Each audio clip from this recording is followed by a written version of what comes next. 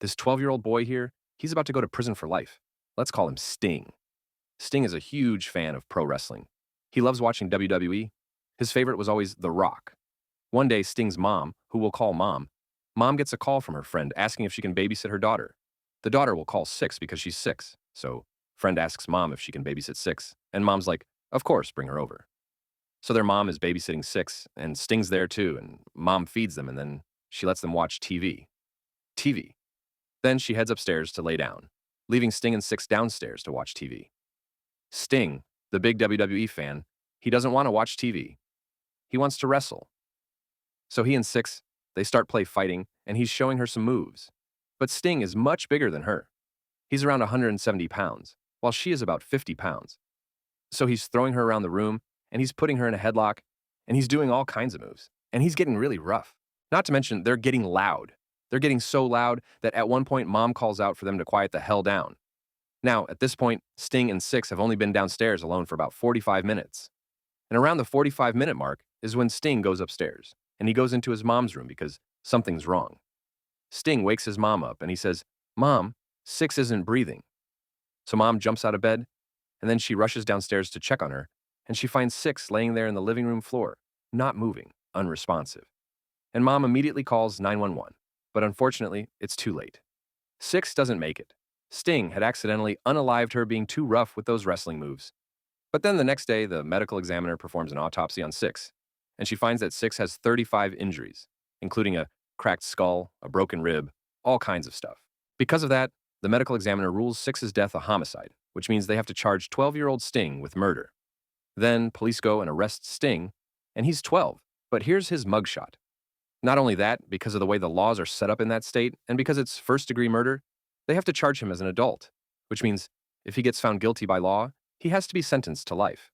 Then boom, it's 2 years later. Sting is 14 years old now, and he's about to go on trial. They come to Sting, and they offer him a plea deal. Plead guilty, and you won't get life in prison.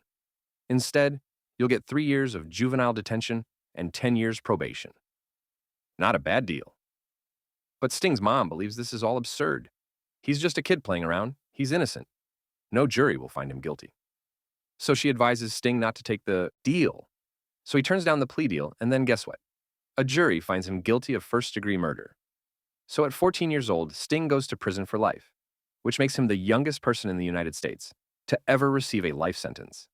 Oh, but it gets worse. So Sting is in a juvenile prison for 3 years, and his attorney appeals his sentence.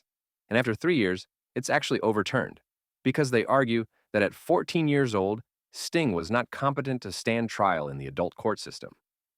And it works. So now they have to let Sting go, and then they're going to straighten all that out, and then they're going to retrial him. But instead of having him go through the whole trial process again, they offer him a plea deal again. Instead of going back to trial and facing life in prison, 1 year house arrest and 10 years probation, this is a really good deal. So this time, Sting takes it. And now, at 18 years old, he's finally walking out of prison. No life sentence. He's finally out and he's happy. And now he has his whole life ahead of him. Until about a year later, after he's out, Sting is at someone he know's apartment. And he gets this weird idea until he calls Domino's and orders a pizza. And when the pizza delivery man shows up, Sting suddenly, like out of nowhere, pulls out a pew-pew and demands that he give him all his money. Sting has decided to rob the pizza guy. Pizza guy's like, fuck this, and he runs away. He goes back to Domino's, and he immediately calls the police. Police, they show up to the apartment, they identify Sting, and they arrest him. Here's his mugshot. They charge him with armed robbery, violating his parole, and a bunch of other stuff. He goes back to court, pleads guilty, and after all that beating, a life sentence and everything, he ends up getting sentenced to 30 years in prison. All this happened in Florida, so shout out to Florida.